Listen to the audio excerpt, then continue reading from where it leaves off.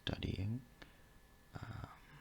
aloud, and I'm not really sure if anyone's interested in that, but I'm going to use it to help myself study, and maybe some of you can enjoy this. I'll be whispering, talking, and, well, mumbling about the evolutionary psychology course that I'm taking, and the first subject is called The Origin of Mind, and it's an excerpt from a book written by Richard Leakey. I will not be reading directly from the book because I'm not really sure if that's allowed, but sometimes I might read some parts just to help myself stay attentive. So here we go. So I said the origin of life sometime prior to 3.5 billion years ago, and this is life in the form of microorganisms. And as you may have noticed, I started typing. That's because I'm making some sort of I don't know what it's called. Well, in Dutch it's called samenvatting. Samenvatting. It's supposed to be a pretty easy word. A summary, that's what it's called, a summary, because I'm making a summary. So, life in the form of microorganisms, and that became a powerful force in a world where previously only chemistry and physics had operated. That's the first revolution. The second is the origin of multicellular organisms, which came to be about 500 million years ago. Life became complex, plants and animals, interaction with the ecosystems of plants and animals, interacting with an ecosystem, and the final one, the third, is the origin of human consciousness. And this is when life became aware of itself, began to transform the world of nature to its own ends. So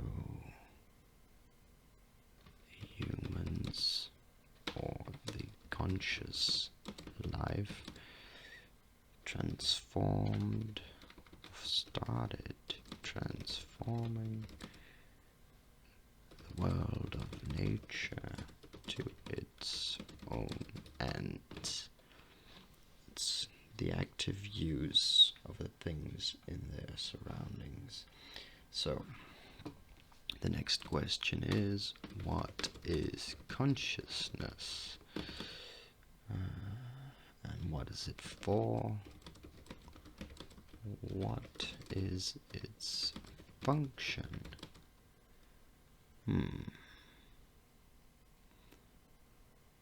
Such questions may seem odd, given that each of us experiences life through the medium of consciousness. And this meta level of Self-awareness may seem odd. Well, it definitely is. So powerful a force is it in our lives that it's possible to imagine existence in the absence of the subjective sensation.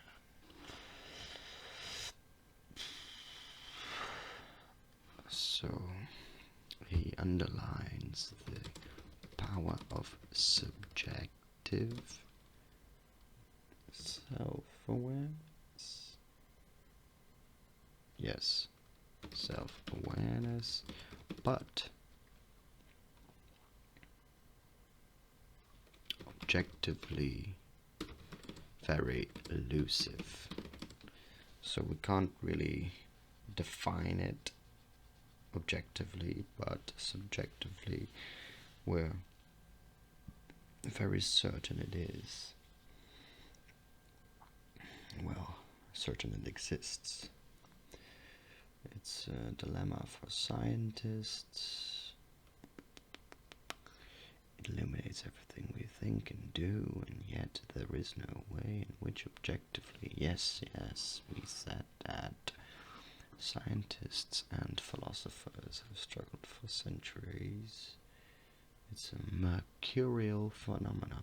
Well, I like the way he said that. Phenomenon. Cool. Operational definitions focus on the ability to monitor one's own mental states.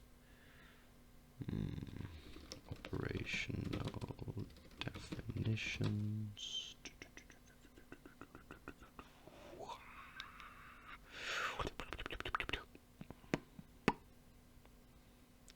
Do not connect with the way we know we are aware of ourselves and our being. Mind is the source, and it's a little private, but also a little shared. The mind is also a channel for reaching worlds in our imagination, so imagination is important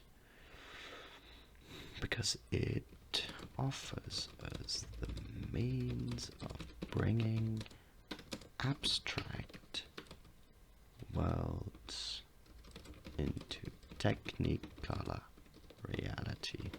And I have to admit, I'm not really sure what technicolor means, so I'm going to Google that. Oh, a series of color motion picture processes. That's disappointing. So it's just visible in some way. Oh man.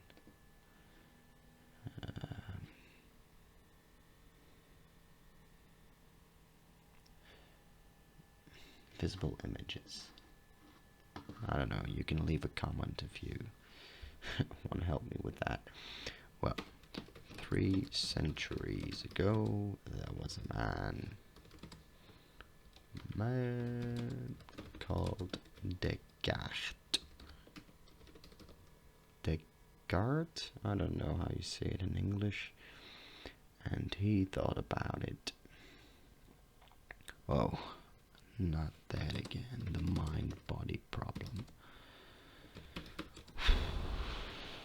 I mean, it's interesting, but I have had to study it for a lot of courses by now. It feels as if I've fallen. A solution to the mind-body program was dualism. Well, I know what that is. Dualism. Okay, so the mind in the machine. I guess we can summarize it like that. He also considered the mind only human. And I guess you can say the other animals were NPCs. Similar view has dominated biology and psychology for the past half century. Behaviorism. Okay, I can jot that down. respond reflexively to events in their worlds. They are incapable of analytical thought processes. Well, I don't think that's true. The view has changed thanks to Donald Griffin. Helped change the view. There is no such thing. Oh.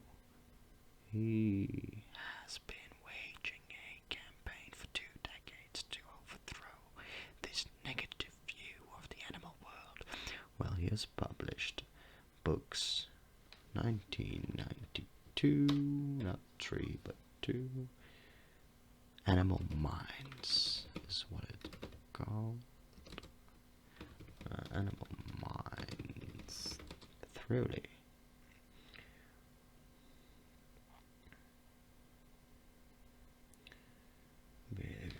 Behaviorism. I don't know, I can skip that. I'm trying to explain the evolution of the human form. Human consciousness. We also have to ask how such a phenomenon arose. How did it arose? We can ask that, but we just don't know.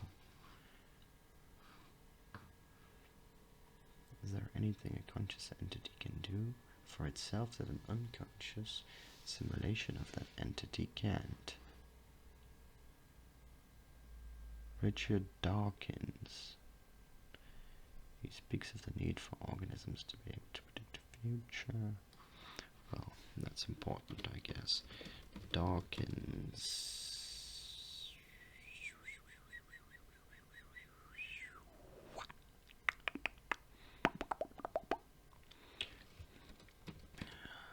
Organisms' ability to predict future. Well, I wish I could predict the future. That would be cool. I don't think it means the same as what I'm thinking about.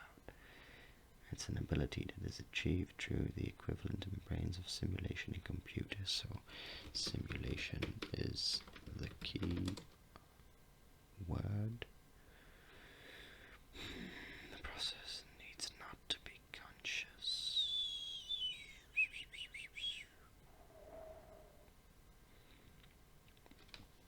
Perhaps consciousness arises when the brain's simulation of the world becomes so complete that it must include a model of itself. Wow, that's very profound. Perhaps consciousness arises when the brain's simulation of the world becomes so complete that it must include a model of itself. There's always the possibility, of course, that it is not for anything and it's merely a byproduct. Might be merely a byproduct. Why? I don't know, that sounds a bit depressing, you know. You'd hope it had a function. I prefer to take the evolutionary point of view. Oh. The product of natural selection, but it is not sure. Oh, well, that's a lot better, yes. It's a powerful mental phenomenon is likely to have conferred survival benefits. If no such benefits can be discerned, then perhaps the alternative may be entertained. So, no benefits means alternative. Theory? Yeah, that's good. Now, there's a neurobiologist called biologist Harry Jarrison. Made a long study. The pattern of change through time is quite striking. I'm going to remove my shoes. I hope that doesn't make too much noise. Taking off my shoes.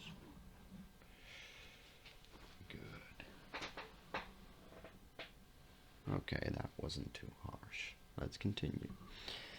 The pattern of change through time is quite striking. The origin of major new faunal groups.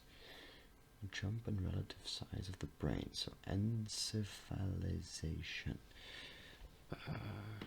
New kind or species or major changes are usually accompanied by changes in the relative size of the brain, and that is known as encephalization. Encephalization. Wow. Encephalization, encephalization, encephalization. That went better than expected. For instance, when the first archaic mammals evolved 200 million years ago, the first archaic mammals. They were equipped with brains 4 to 5 times bigger than the average reptilian brain. Similar boost in mental machinery happened with the origin of modern mammals 50 million years ago. 50 million years ago, modern mammals.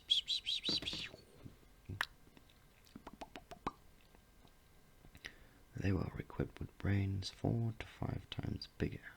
Oh no, that's wrong. Compared with mammals as a whole, primates are the brainiest groups. Primates are the brainiest group. La la la la la.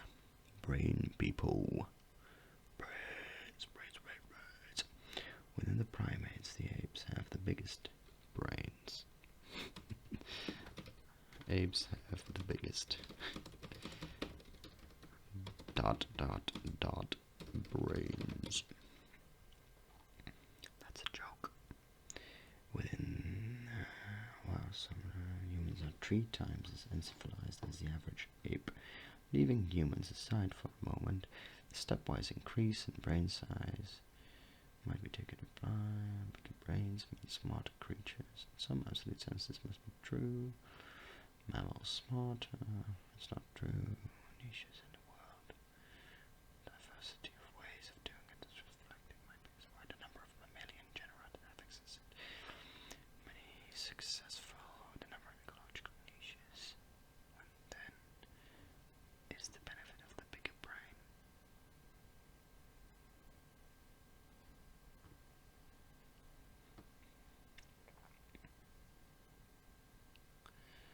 So, big brain might mean smarter, but not necessarily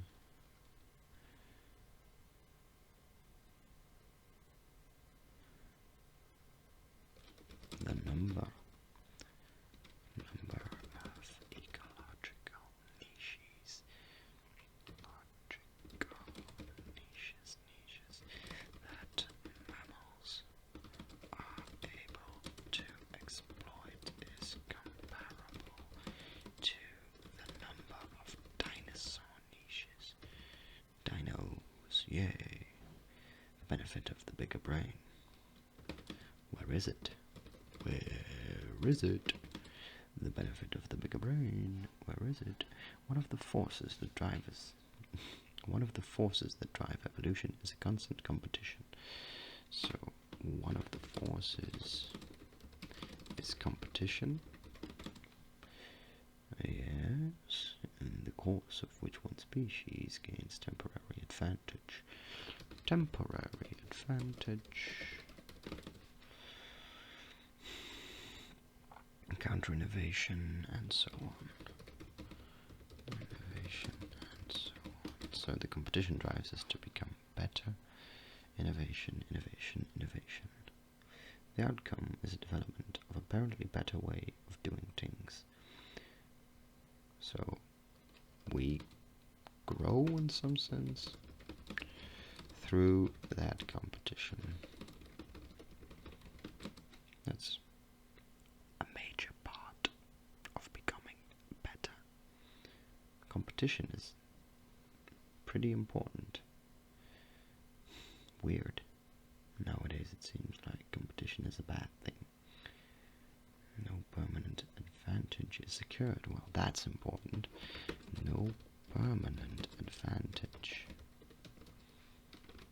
That means that if you would seize permanent advantage, that would not be ideal, because it would stop the innovation or lower the innovation of the competitors, meaning that it would be harder to thrive and to grow.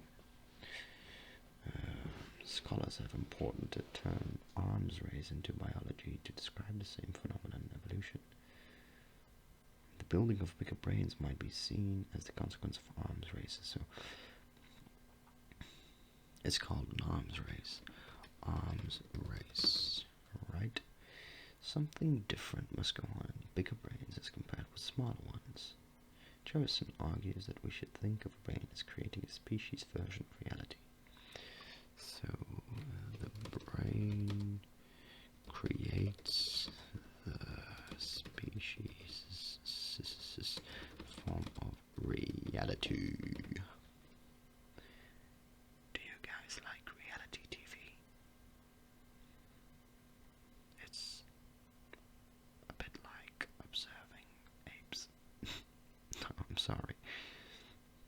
I mean no harm to people that were or are a part of reality TV. The world we perceive as individuals is essentially of our own making, governed by our own experience. The world we perceive as a species governed. Any dog owner knows that the world of olfactory experience be canine. Butterflies are able to see stuff, blah blah blah. The world inside our heads, whether we are Homo sapiens, is formed of quantitative nature.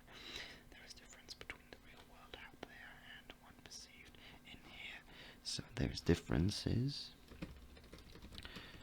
between the construct in our minds and the reality. Well, fair enough.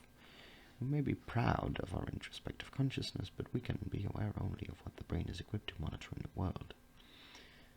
I mean, mental reality, sensory channels, for language. Language is key. It's key for humans, while the other senses might be, other sensory channels of vision, smell, and hearing are important to other animal groups.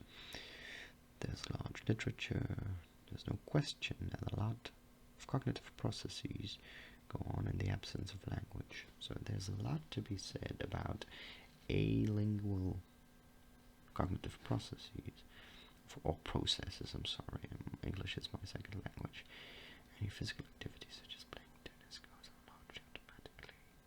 That is without a literal running commentary on what to do next. Solution is a problem that pops into the mind. You know what I'm thinking about? My accent must be very weird. I mean, I watch TV and then I hear differences between accents, but what would my accent sound like if I were listening to it being someone else? That must be weird. Now, let's continue. I'm sorry.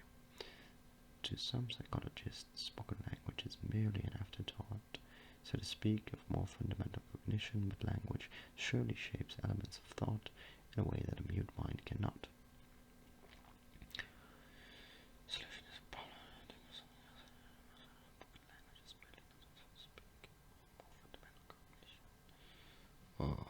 So language is an afterthought. Well, not per se in my opinion. Well, I don't really have an opinion about this. The most obvious change in the hominid brain is the tripling of the size. The tripling of the size is very important, but that was not the only change. The overall organization of the brain changed too.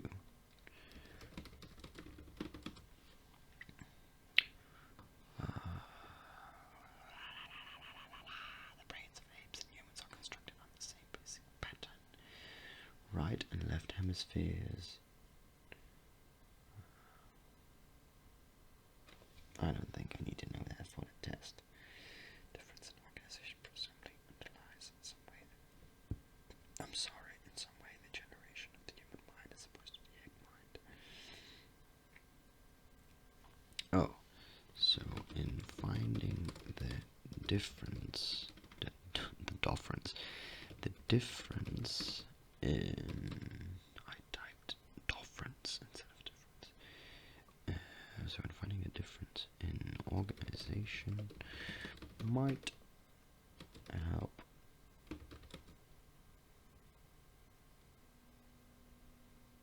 discovering the emergence of human mind. But unfortunately, the outer surface of the brain leaves a map of its contours on the inner surface of the skull. By taking a latex mold of the inner surface of a fossilized cranium, is it possible to get an image of the ancient brain? Oh, that's fortunate, not unfortunate. It's fortunately. So that's something they do. Wow. They take the cranium of the brain. No, that's wrong. That's wrong. They take the skull and take a latex mold of the inner surface. Mold. What's mold of the inner surface.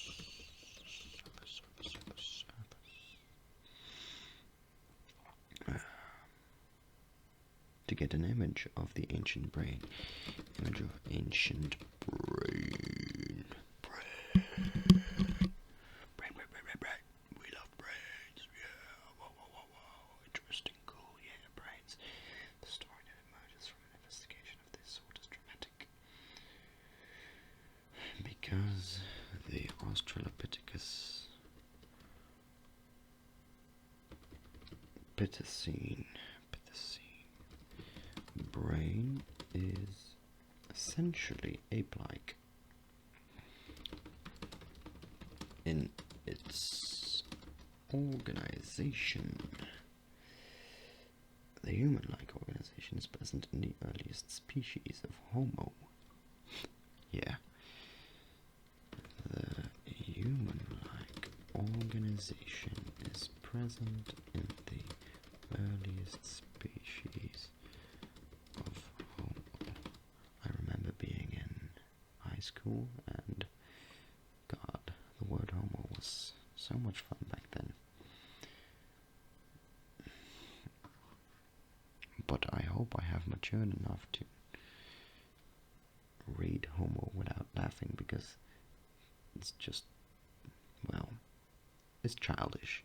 That's enough. I don't need to touch that subject. We have seen that many aspects of hominid biology change with the first hominid species evolved, such as body stature and patterns of developmental growth. So, a change in organization as well of the brain. So is the organization and... Oh man, we need to know about the minds of our closest relatives before we can address them.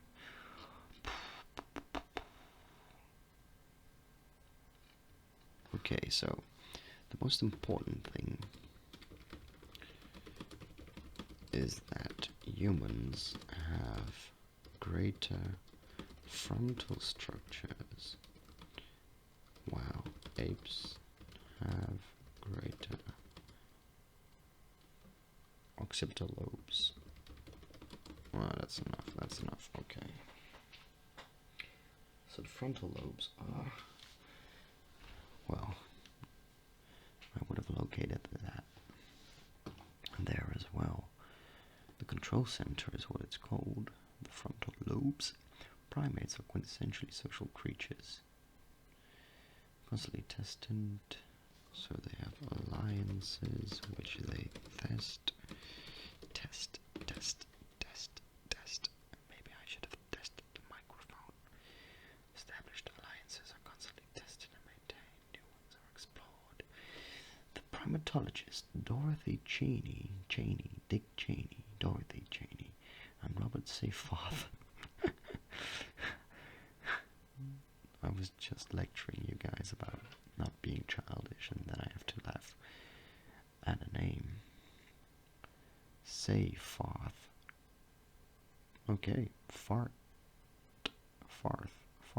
Robert Say Farth. I'll probably remember that name. They have devoted years to watching and recording the life of several troops of fervid monkeys in Amboseli National Parks in Kenya. To the casual observers of the monkeys' outbursts of activity, which are often aggressive, can look like social chaos. Can look like social chaos. However, knowing the individuals, knowing who is related to whom, and knowing the structure of alliances and rivalries, they were able to make sense of the apparent chaos.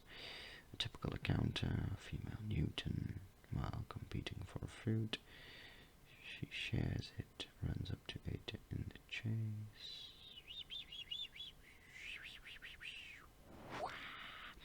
What begins as a conflict between two individuals quickly widens to include friends and relatives, and may be influenced by recent similar bouts of aggression. So very human-like. They must predict another's behavior and assess another's relationship, so a monkey knows who the other monkeys are. They are aware and have an image of who they are and how they behave. Wow, that's cool.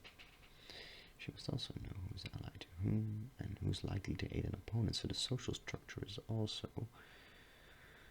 Wow, that's cool. That's cool. That's cool. Cool.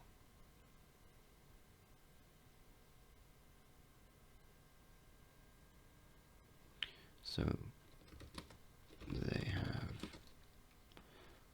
some sort of constructs, some sort of structure in their minds about who the others are, but they do not reason. Oh, okay, so inferential reasoning is what they lack. The same might be said of humans.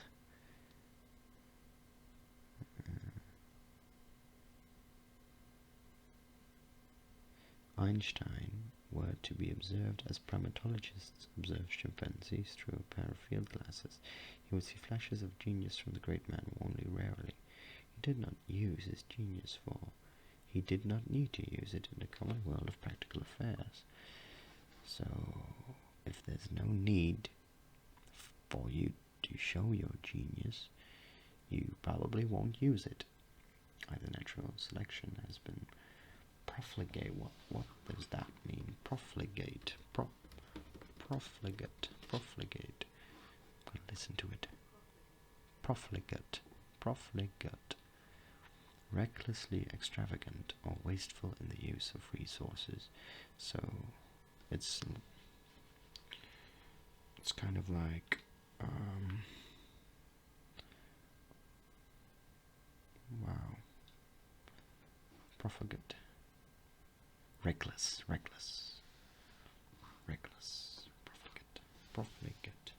reckless. Interesting.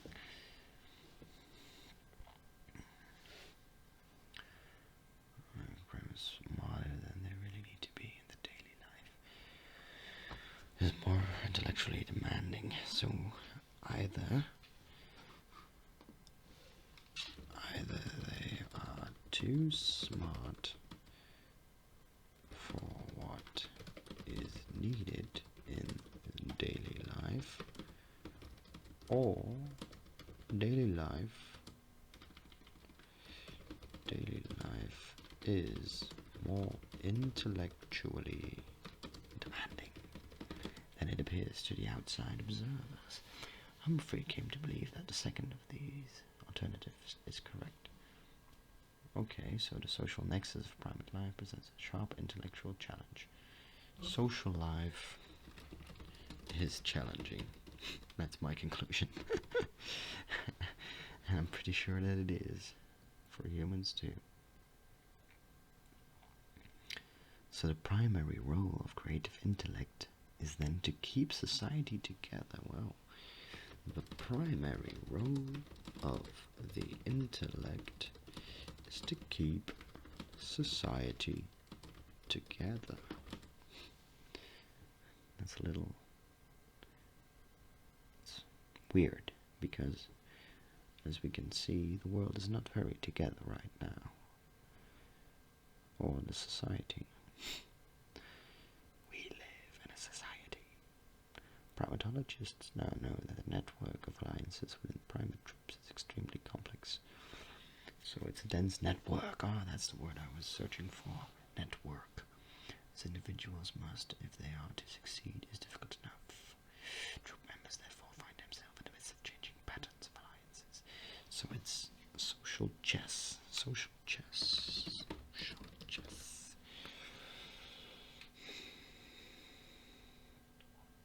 And that's... indeed, you have to be skillful.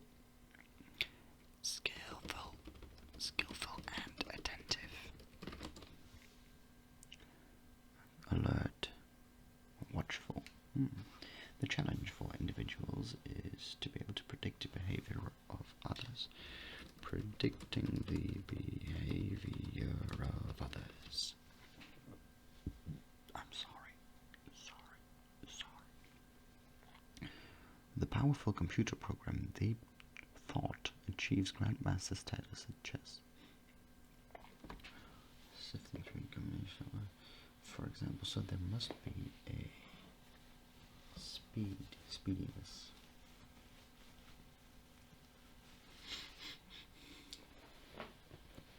So there's a huge mental bank of every possibility. All possible actions are inside the brain. Monitor that behavior, extrapolation, this monitoring. The inner eye is one definition of consciousness. It's the monitoring of the mental bank. Wow. So monitoring the mental bank, or the inner eye at work. Once consciousness was established, there was no going back. Well, sometimes I wish there was a way to go back, because being self-conscious can be such a pain in the buttocks. Boosting intelligence, sharpening self-awareness. The inner eye became even more observant, and the inner eye became so observant it detected itself. And that's not the inner eye, but the inner eye, with just an eye, and not the E-Y-E, but just an eye. The hypothesis, which was part of the development of social intelligence, attracted a lot of interest compared to demand. The thinking part of the brain in various species of primate was discovered. Large groups. 2 lines of evidence have been important. 2 lines of evidence. So this is all just a theory. Experiments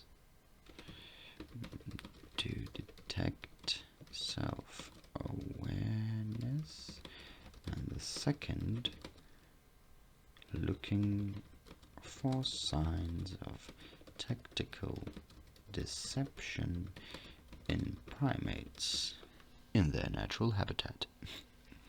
An experience as private as consciousness is frustratingly beyond the usual tools of the experimental psychologist. Well, that's true. That might be one reason that many researchers have shied away from the notion of mind and consciousness in non-human animals.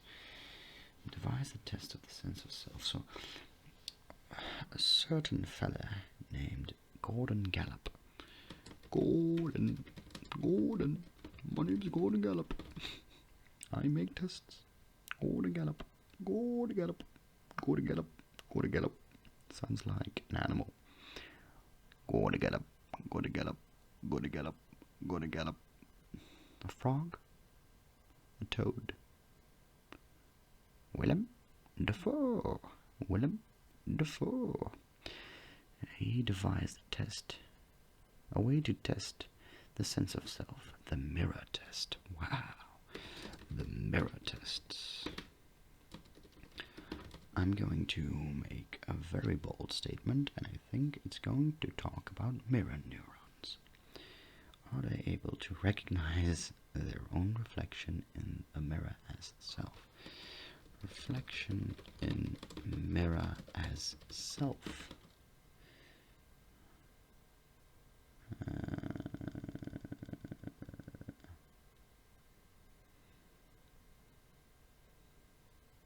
He used a red spot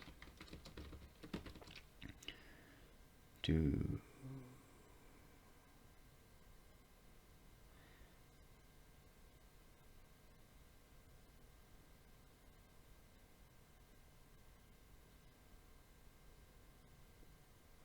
So he predicted that if the animal saw the reflection as just another individual, it might wonder about the curious red spot and might even touch the mirror. But if the animal realized that the reflection was of itself, it would probably touch the spot on its own body. And the first time Gordon Gallup tried the experiment with a chimp, the animal acted as if he knew that the reflection was its own because it touched the red spot on its forehead. Well, that is interesting, but that self-recognition is not very widespread.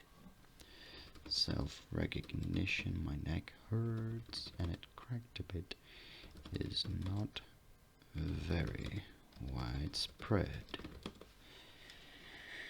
Gorillas, for example, did not. Gorillas did not. So, only the great apes and humans have it. However, that's too exclusive a division given the observations of the complex social lives of many monkey species, because they emerged tactical deception. Tactical deception. Tactical deception.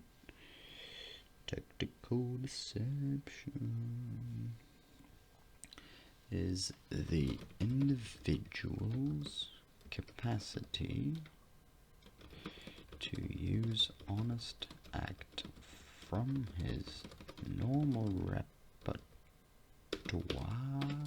in a different context, such that even familiar individuals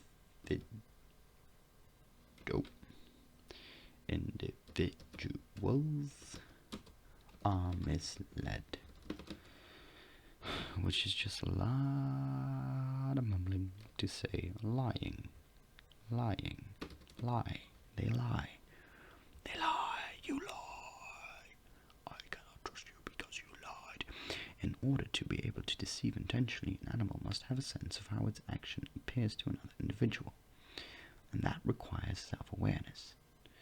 Like the boy who cried wolf, you can't do it very often if your credibility is to be preserved. So lying is... well, I guess I knew that. Byrne and Withen became interested in deception after seeing several interests. Succulent tube.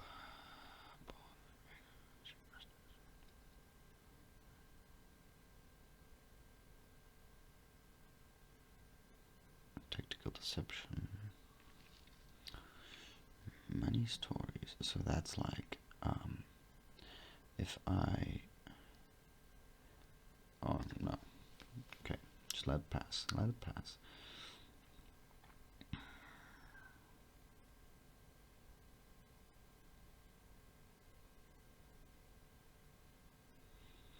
And clearly it has been observed a lot of times, but no one claimed to have seen deception in primates other than monkeys and apes, such as bush babies and lemurs. But is it truly an example of individual reasoning based on a sense of self? So the definition is lacking.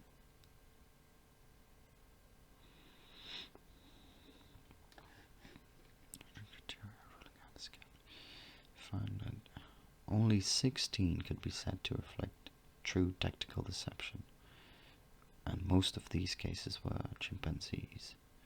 Franz Ploy. So, first, a lot of cases, then narrowed down definition, and then only, or primarily, chimpanzees. Chimps are very important. Chimps. He waited until the intruder departed and then quickly opened the box of bananas. He had been tricked. Observations such as the window of the mind. The animals evidently experienced a significant degree. Oh, I also wanted to say that I'm doing this out loud because the exam is oral and I will be talking to my professor, so it might come in handy that I've practiced the information while talking. The brain, I imagine the brain, likes the familiarity. It makes it easier. But okay, in humans, mind reading goes beyond simply predicting. It includes how others might feel, empathy, sympathy, and sympathy in humans. Yes. The most poignant, I'm gonna Google that. Poignant. Poignant.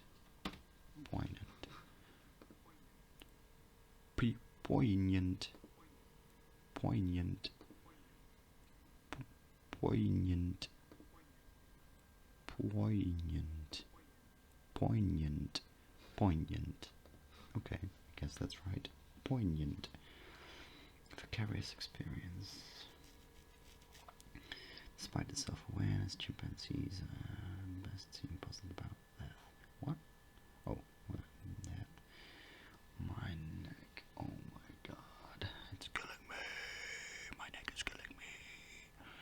Probably from carrying my primate brains. My big ass brains, man. It's 3 times as big. What the freak?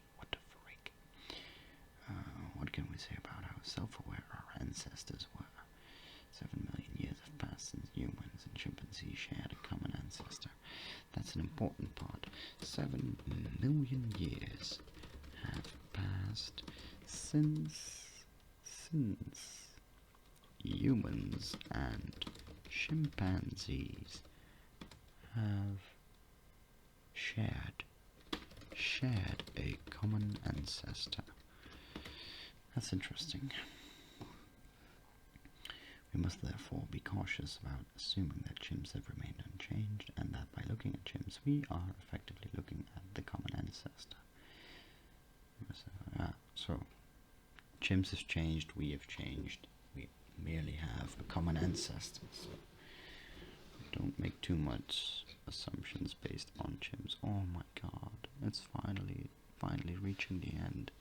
I mean, it's interesting, but it's just so much words. It is plausible to suggest that a common ancestor, a large-brained ape that lived a socially complex life, would have developed a chimpanzee level of consciousness. Let's assume that the common ancestor, from what we've learned, they were essentially bipedal apes. Bipedal apes. That's what we are. Well, not really, but a little bit. The social structure among these species would have been no more intense than we see. No cogent region why that level of self-awareness would have been enhanced. Brain size, architecture, social subsistence also marked the beginning. So a lot of other things changed, and the self-awareness is not enough. The beginnings of the hunting and gathering way of life increased the complexity. Skilled players would have enjoyed greater social and reproductive success. So intelligence was back then also already helping homos get laid, and I mean the genus Homo. This is grist for natural selection, which would have raised consciousness to higher and higher levels. Wow, so intelligence. I make a great impression of Owen Wilson. Wow. Wow. Wow. Wow. Wow. Wow. Wow. Wow. Okay, I'm sorry about that. The gradually unfolding consciousness changed us into a new kind of animal. So intelligence was effective. Intelligence was played a role in natural sexual selection. So, to all the less fortunate looking people out there like me, well, yeah. Intelligence, it helps. Not trying to say that I am very intelligent or not attractive. This was just a little joke. Who sets arbitrary standards of behavior? What is considered to be right and wrong? Well, it's all speculation. We cannot pinpoint. Determine the degree of consciousness. Consciousness is even visible.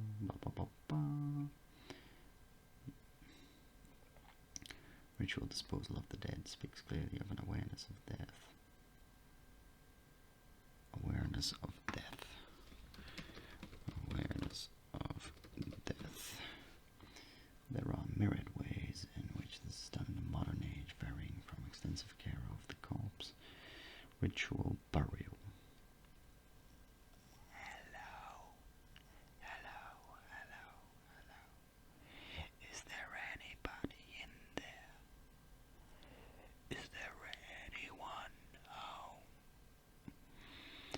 Come on down. I am feeling down. Get you on your feet again. Relax.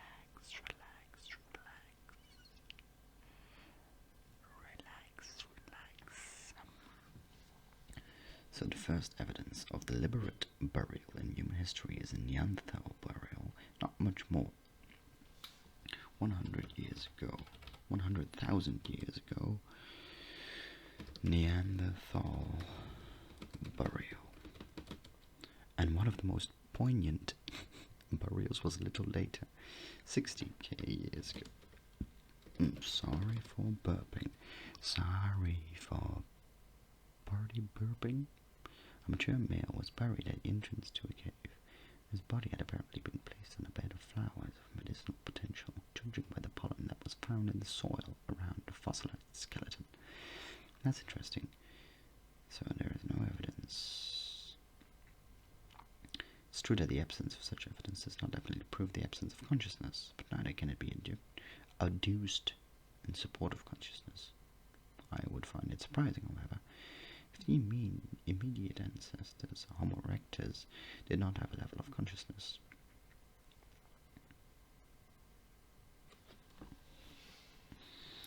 The emergence of fully modern language and fully modern consciousness were no doubt linked, each feeding the other. Language and consciousness are linked,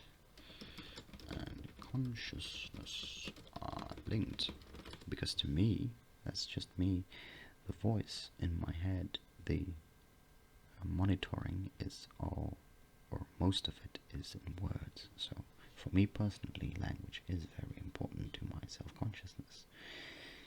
Modern humans became modern when they spoke like us and experienced the self as we do. Art. 35,000 years ago. Interesting. Fascinating. Every human society has an origin myth. most fundamental story of all. These origin myths well up from the fountainhead of reflective consciousness. Wow, the origin myth. Sounds enticing. Origin myth. A common theme of mythology is the attribution of human-like motives and emotions to non-human animals. Anthropomorphize,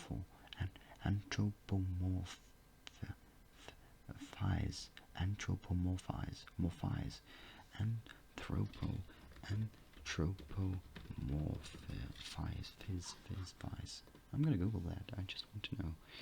Anthropomorphize.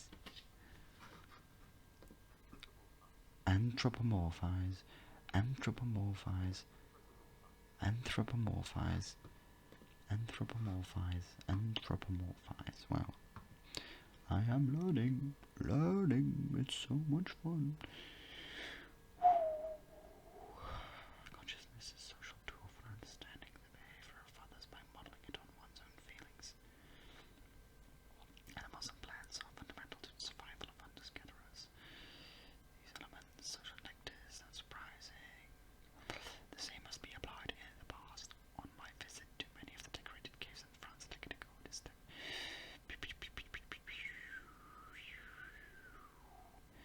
I get the feeling this last chapter, or well, for you it's the first, but for me it's one of the last. The last I've done by now, actually. It is a lot of speculation. So here we find the paradox of humanity. We experience the unity and diversity of mind shaped by eons of life as hunter-gatherers. We experience its unity in the common possession of an awareness of self as a sense of awe and the miracle of life. We experience its diversity in different cultures, languages that we create and that create us. We should rejoice at so wondrous a productive evolution. Wow, Leakey was passionate, or he is. I need to Google that. Richard Leakey, a Kenyan conservationist. Richard Leakey. He is, well, still alive. Well, he is. Was that the guy who lost his legs? No. Oh, it is. It's the guy that lost his legs. Poor man. But he is very intelligent, in my opinion. Richard Leakey. So he's still alive. And he's a very passionate man. I admire him. I admire his intelligent... what do I admire? I admire his... How do I call that? His discipline? His passion for the subject? I don't know. I don't know how to say it. Please don't take all these things the wrong way. We experience its diversity, so... The paradox. What is the paradox? Oh, so the paradox is that we experience unity in common possession of awareness, but we experience diversity in different cultures that we create and that create us. So the awareness is unitizing? No, that's not right. Is awareness unity? I'm just gonna put it like that. Awareness unity, but diversity through culture, language, and others, which means that we create and that creates us. Richard Leakey, he's done some good things. The next book I have to read, or the next excerpts I have to read, are from Jane Goodall's book In the Shadow of Man. And I think I'll leave that for another session. I hope this was in some way enjoyable to someone. for me, most importantly, it helped me stay focused because I wasn't very good at monitoring my inner eye in some way. But yeah, let me know what you think. Maybe this is something I can do more often. Just kind of read and summarize and talk about stuff without just reading. I mean, I want to give you a look inside my mind in some way. Well, yeah, that's about it. And I don't know, you can leave tips or tricks or what do they call it, recommendations, things I need to change or do. I don't know. If it's reasonable, I might listen to your recommendations and change the way I do this. Not really sure if anyone's gonna listen to this. I mean, it's 1 hour long and it's just a mumbling about the human mind, so I don't know. I'll just try